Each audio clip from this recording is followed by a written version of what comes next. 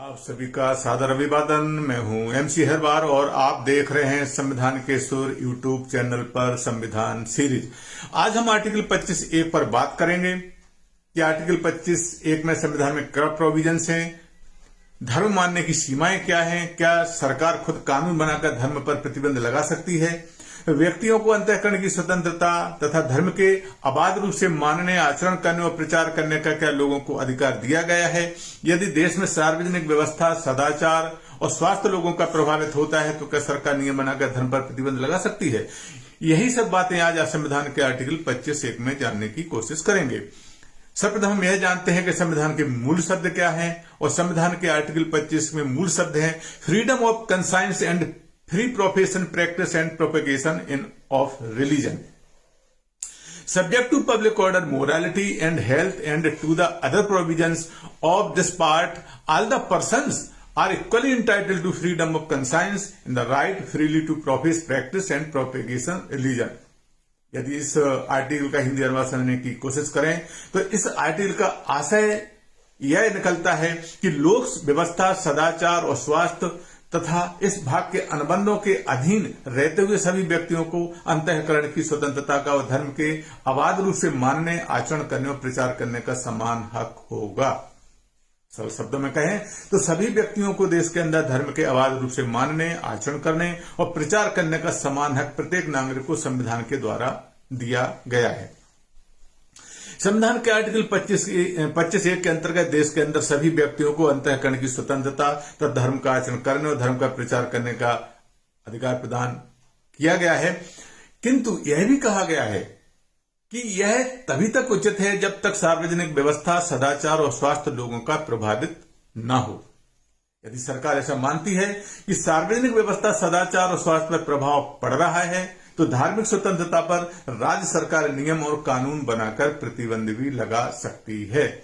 यद्यपि संविधान में धर्म शब्द की कोई परिभाषा नहीं दी गई है, इस अर्थ को समझने के लिए हमें उच्च न्यायालय, उच्चतम न्यायालय के न्यायिक निर्णयों को समझने की जरूरत है। उच्च न्यायालय ने कहा कि धार्मिक स्वतंत्रता सैद्धांतिक विश्वास में तक ही सीमित नहीं है। इसके अंतर्गत धर्म के अनुसरण में किए गए कार्य भी हैं और इनमें कर्मकांड, धार्मिक कार्य, संस्कृति और भाषाओं की पद्धतियों की गारंटी है जो धर्म के विभिन्न अंग हैं। धर्म या धार्मिक प्रॉपर्टी का आवश्यक भाग क्या है, उसका निर्धारण न्यायालयों द्वारा विशेष धर्म के सिद्धांतों के प्रति निर्देशित किया जाएगा। अंतःकरण की स्वतंत्रता तथा धर्म को मानने की स्वतंत्रता है जिसके माध्यम से व्यक्ति अपनी भावनाओं को व्यक्त करता है। धर्म को व्यक्ति द्वारा अपने धर्म के प्रति श्रद्धा एवं विश्वास को स्वतंत्रता पूर्वक और खुलेआम प्रदर्शित कर सकता है। आर्टिकल 25(1) प्रत्येक नागरिक को अंतःकरण की स्वतंत्रता की गारंटी देता है। वह केवल अपने विशेष धर्म को पालन करने का अधिकार प्रदान करता है। कोई व्यक्ति अपने धर्म के विचारों को दूसरे तक संप्रेषित करने के बजाय उसे धर्म परिवर्तन करने के लिए बात करता है तो उसके अंतःकरण की स्वतंत्रता पर सीधा आघात है, जिसे संविधान द्वारा प्रतिबंधित किया गया है।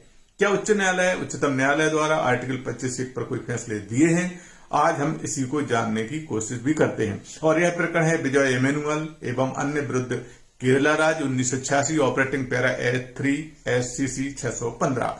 प्रकरण यह है कि केरल के एक स्कूल में ईसाई समाज के जेहोवा संप्रदाय के 3 विद्यार्थियों को राष्ट्रगान गाने से इंकार करने पर उन्हें स्कूल प्रशासन द्वारा स्कूल से निष्कासित कर दिया गया।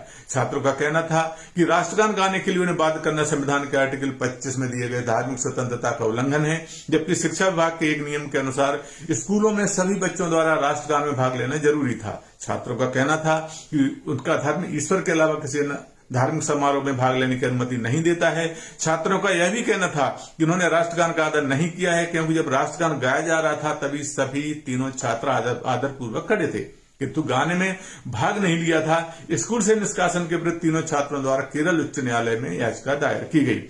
याचिका केरल उच्च न्यायालय ने खारिज कर दी और निर्णय दिया कि संविधान के अधीन राष्ट्रगान गाना उनका मूल कर्तव्य था और कोई भी नागरिक अपने धार्मिक विश्वासों के आधार पर राष्ट्रगान गाने से इंकार नहीं कर सकता। तीनों छात्रों द्वारा राष्ट्रगान के प्रति आदर न दिखाने से राष्ट्र को खतरा होने की आशंका उत्पन्न हो जाएगी, क्योंकि वह लोगों में संविधान के आदेशों की उपेक्षा करने की प्रवृत्ति को बढ़ावा देगा, जिसे हमारे संविधान के निर्माता प्राप्त करना चाहते थे। अगर कोई धार्मिक विश्वास है, लोक व्यवस्था, नैतिकता, स्वास्थ्य और राष्ट्र की एकता एवं अखंडता के विपरीत है तो सब लोकहित एवं राष्ट्र हित में त्याग करना ही होगा। तीनों छात्रों ने केरल उच्च न्यायालय द्वारा दिए गए इस फैसले के विरोध में उच्चतम न्यायालय में अपील फाइल की। उच्चतम न्यायालय ने केरल हाईकोर्ट के निर्णय को पलट दिया और अपना फैसला दिया कि भारत में राष्ट्रगान गाने के लिए कोई कानूनी बाध्यता नहीं है। आर्टिकल 25 के अधिकार को कार्यपालिका के निर्देश द्वारा नियंत्रित नहीं किया जा सकता। छात्रों ने आर्टिकल 51 के अधीन अपने मूल कर्तव्य का उल्लंघन नहीं किया था, क्योंकि वह राष्ट्रगान गाते समय आदर दिखाने के लिए खड़े हुए थे और prevention of insult to national honour act 1971 के अधीन उनका कार्य अपराध नहीं था, क्योंकि उन्होंने राष्ट्रगान गाने में कोई बाधा नहीं पहुंचाई थी। अंततः केवल उच्च न्यायालय द्वारा दिया गया फैसला असंवैधानिक है तथा दिए गए फैसले को रद्द किया जाता है। 2 जजों की उच्चतम न्यायालय की बेंच, जिसमें जस्टिस ओ चेन्नप्पा रेड्डी, जस्टिस एमएम दत्त थे, 11 अगस्त 1986 को अपने फैसले में कहा कि देश में सभी व्यक्तियों को अंतःकरण की स्वतंत्रता तथा धर्म के अबाध रूप से मानने, आचरण करने और प्रचार करने का अधिकार दिया गया है। तो इस तरह थी सातवें संविधान के आर्टिकल 25 के अंतर्गत जानकारी जो आपको समझ प्रस्तुत की गई है। जल्दी हम संविधान के आर्टिकल 25(2) के साथ आपके समझ पुनः उपस्थित होंगे। आप सभी से अनुरोध है कि वीडियो को लाइक करें, शेयर करें, सब्सक्राइब करें और अपने माध्यम से दूसरों को भी जानकार बनाएं। एक बार पुनः आपको बहुत बहुत धन्यवाद। नमस्कार।